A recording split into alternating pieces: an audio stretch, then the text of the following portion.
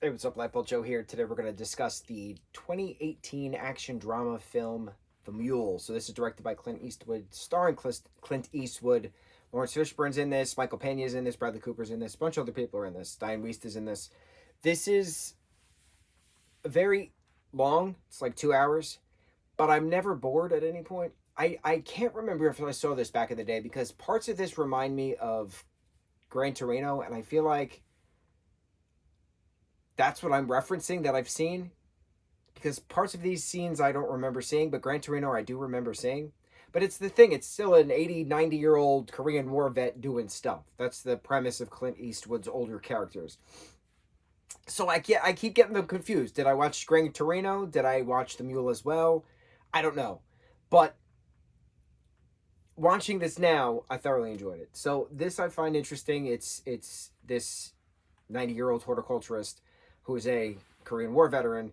Um, in financial strains, his growing flower farm, I don't know what the actual term is being foreclosed because all orders are placed online now, not in store, kind of a thing.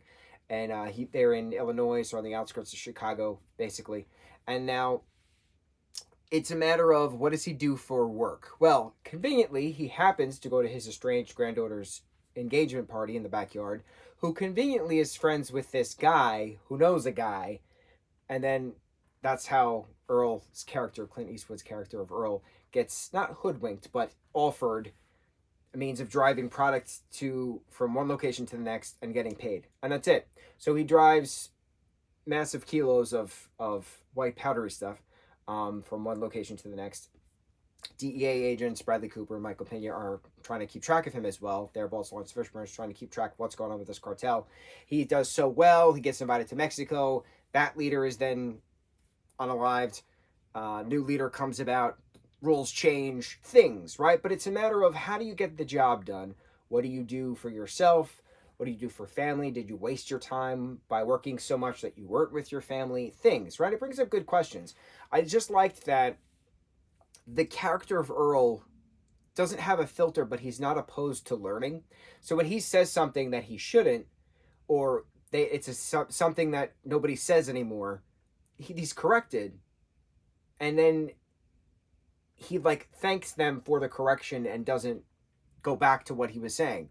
So I like that character development because it shows you're never too old to learn something. You're never too old to learn how to use a cell phone to text somebody. You're never too learn to learn.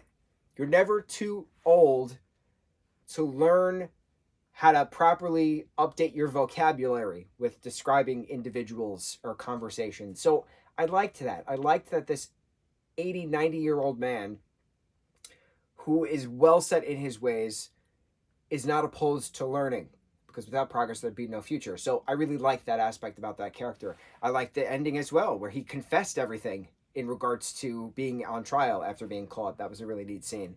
That he wasn't going to beat around the bush anymore. He did this. This is what happens. And then he became a gardener at the prison that he went to. So I liked how it ended because it wasn't like, a big chase and battle and blowout at the end. It was just, I did it. I did it, and that's it. We're done. It's very interesting. Very interesting watching. It kept my attention. I enjoyed the twists and turns. It wasn't even a plot twist or anything. It was just things change. How do you deal with it? How do you move on? So, 2018. That's what I'm looking at to the right, your left. 2018. I was going to say horror film. It's not technically a horror film. Drama action film. The Mule. On to the next review. Mahalo.